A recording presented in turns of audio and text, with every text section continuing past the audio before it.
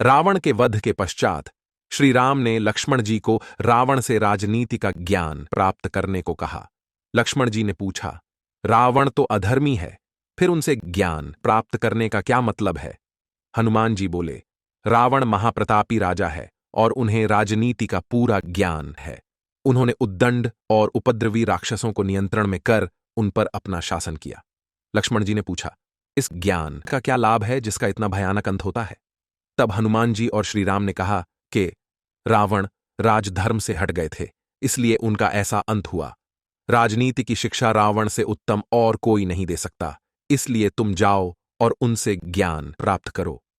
प्रथम बार जब लक्ष्मण जी उनके समक्ष आए और उनसे ज्ञान मांगा, तब रावण ने कोई प्रतिक्रिया नहीं की।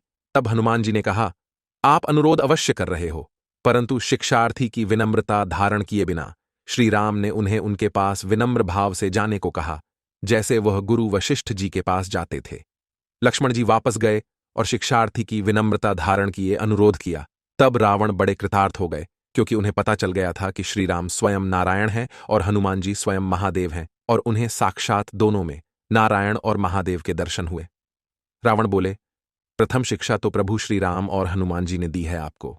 एक राजा का प्रथम धर्म विनम्रता होता है, जो मैं कभी स्वीकार नहीं कर सका, और इसलिए मेरा ऐसा अंत हो रहा है।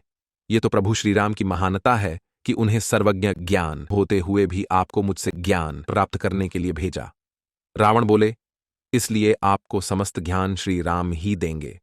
प्रभु श्री राम ने अंतकाल में भी मुझ जैसे शत्रु को मान देकर कृतार्थ किया है।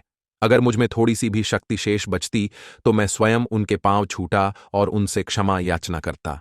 यदि प्रभु श्री राम यही चाहते हैं कि मैं आपको राजनीति का ज्ञान दूं, तो मैं अवश्य दूंगा।